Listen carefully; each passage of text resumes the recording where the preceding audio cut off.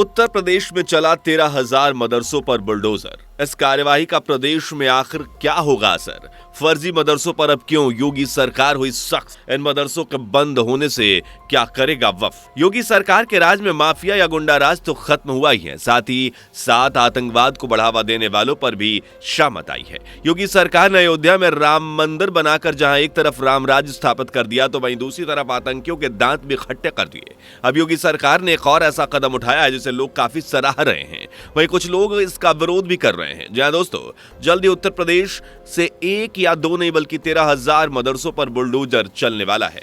ये सारे मदरसे फर्जी हैं, यहां आतंकवादी संगठनों से चंदा आता है। सरकार को इन मदरसों के बनने के बारे में कोई सूचना क्यों नहीं दी गई थी? ऐसे कई सवाल हैं जो इस वक्त उत्तर प्रदेश की जनता के मन में चल रहे हैं। आइए दोस्तों, आज की इस वीडियो में हम आपको इन सवालों के जवाब देते हैं। वीडियो को आखिर तक जरूर देखिएगा। वीडियो पसंद आए तो वीडियो को लाइक और शेयर जरूर कर दीजिएगा। उत्तर प्रदेश में अवैध रूप से चल रहे 13,000 मदरसों को पहचान कर उन पर बुलडोजर चलाने की तैयारी शुरू हो चुकी है। दोस्तों आपको बता दें कि उत्तर प्रदेश के सीएम योगी आदित्यनाथ प्रदेश की आंतरिक सुरक्षा को लेकर बहुत सजग हैं और इसलिए किसी तरह के हुड़दंग को वो पसंद नहीं करते, फिर चाहे कोई कितना भी बड़ा माफिया क्यों ना हो। जिस तरह से योगी जी ने प्रदेश में माफिया राज को खत्म कर दिया, ठीक वैसे ही प्रदेश में अब फर्जी मदरसों को भी निशाना बनाया जा रहा है।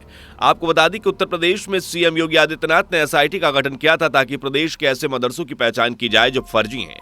एसआईटी ने अपना काम बखूबी भी किया और उत्तर प्रदेश में 13,000 ऐसे मदरसों की पहचान कर ली गई है। इन मदरसों को अवैध ढंग से फंडिंग हो रही है। एसआईटी ने अपनी इस रिपोर्ट में मदरसों के बनने से लेकर इनको मिलने वाली फंडिंग तक के बारे में एक रिपोर्ट तैयार की है।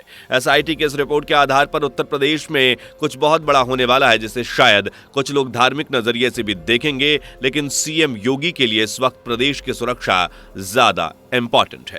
एसआईटी की रिपोर्ट के आधार पर अब उत्तर प्रदेश में 13,000 मदरसों पर गाज गिरने वाली है। ये वो मदरसे हैं दोस्तों जिन्हें अवैध रूप से फंडिंग मिल रही थी, जो सरकार की नजरों से बचकर चलाए जा रहे थे। सीएम योगी आदित्यनाथ का मदरसों पर इस तरफ से नजर रखना विपक्ष को भी हैरान कर रहा है और वो भी सीएम योगी आदित्यनाथ के इस कदम पर सवाल उठा रहे हैं। आप भी सुनिए क्या कहना है समाजवादी पार्टी के नेता और उत्तर प्रदेश के पूर्व सीएम अखिलेश यादव का। ये केवल मदरसे बंद नहीं कर रहे हैं, ये संस्कृत के विद्यालय भी बंद कर रहे हैं। भारतीय जनता पार्टी केवल एक समाज की दुश्मन नहीं है, ये देश को दुश्मन है, देश की। दोस्तों सुना आपने, अखिलेश यादव का कहना है कि बीजेपी सिर्फ एक समाज की दुश्मन नहीं है बल्कि पूरे देश की दुश्मन है, जो न सिर्फ मदरसों को टारगेट कर रही है बल्कि कई संस्कृत विद्यालयों को भी टारगेट कर रही है।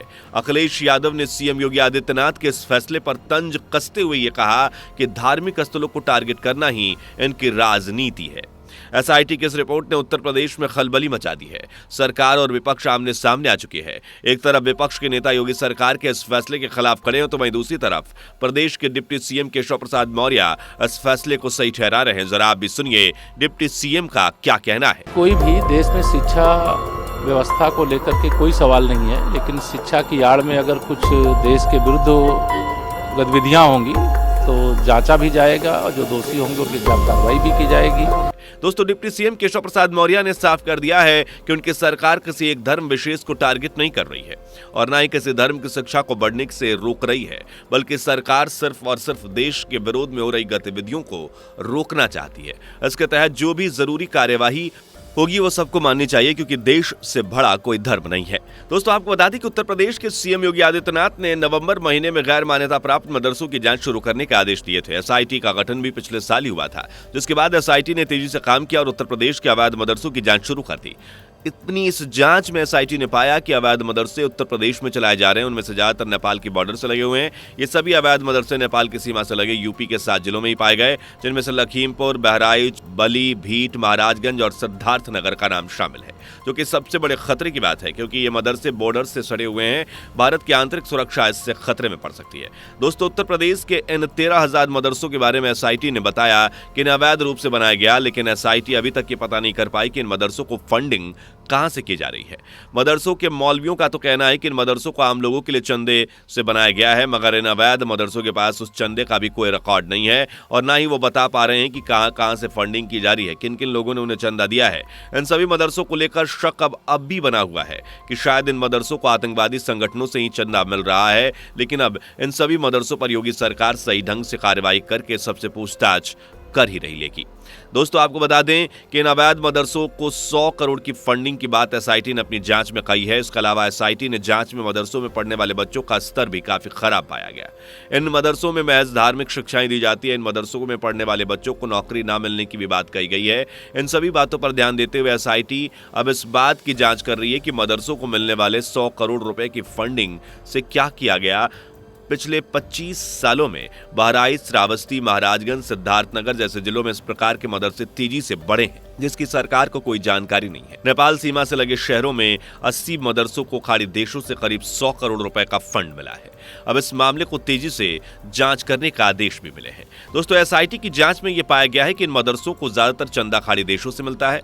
ऐसे में यह भी चिंता जताई जा रही है कि चंदा किसी टेरर गैंग से तो नहीं आया है।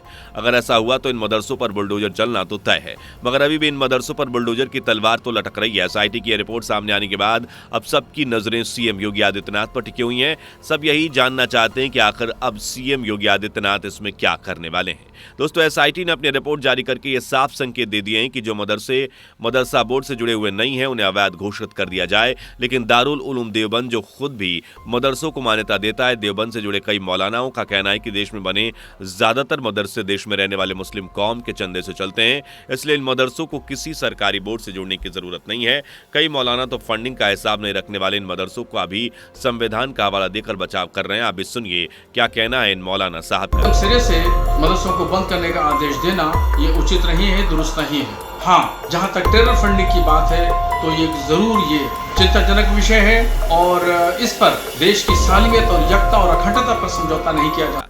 मौलाना साहब का कहना है कि किसी भी धार्मिक स्थल का इस तरह से मुआयना कराना बिल्कुल ठीक नहीं है, क्योंकि मदरसा कभी भी सरकार के अंडर नहीं चलते, उनका ब्यौरा वक्फ बोर्ड के पास होता है। लेकिन हाँ, टेरर फंडिंग से जुड़ी जांच के बारे में उन्होंने खुले दिल से कहा कि इसकी जांच होनी जरूरी है, क्योंकि देश की सुरक्षा के साथ खिलवाड़ बिल्कुल नहीं होना चाहिए। इस बीच देवबंद और गजवाए हिंद का विवाद भी उठा, जिसने मदरसा मामले को और तुल दे दिया। लेकिन यूपी में चल रहे इन अवैध मदरसों के साथ यूपी सरकार क्या करेगी और क्या मदरसों पर बुलडोजर चलेगा, यही बड़ा सवाल बना हुआ है। इसी के साथ मदरसों के मौलानाओं में बुलडोजर का डर भी बना हुआ है।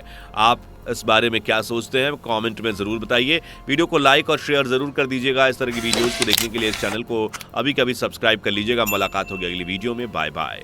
दोस्तों आपको स्क्रीन पर 2 और वीडियोस दिखाई दे रही हैं, जिसे देखने के लिए स्क्रीन पर क्लिक करें।